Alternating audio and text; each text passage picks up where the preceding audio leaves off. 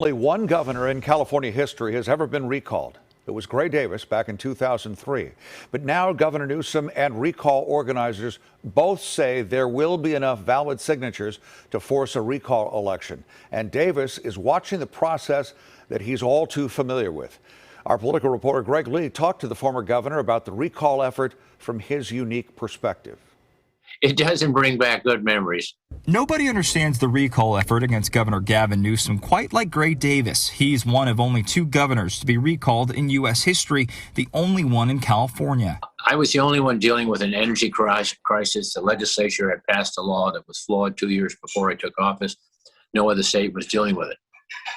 Here, the whole world is dealing with the pandemic. Davis, a Democrat, says the current effort is entirely different than what he faced. His stemmed from an energy crisis in the budget. Newsom's, in part, fueled by criticism of how he's managed the pandemic.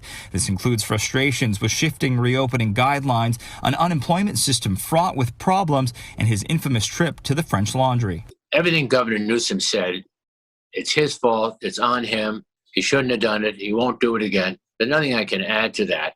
And he hasn't done it again. Organizers say the governor has failed the state and should be held accountable. Davis is confident Newsom will beat the effort in part because the state's continued shift to the left, despite signatures from some weary independents and even some Democrats.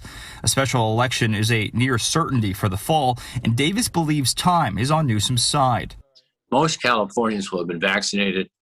They're going to start feeling better about themselves and their future, and they're going to realize this pandemic is in the rearview mirror. It's behind me. In 2003, 135 candidates ran to replace Davis, including the eventual winner, Arnold Schwarzenegger, a Republican. Republicans John Cox and Kevin Faulconer are among the list this time. Davis is warning members of his own party to stay away. They're deluding themselves if they're a Democrat, thinking they're going to get more votes than the governor. It's just not going to happen.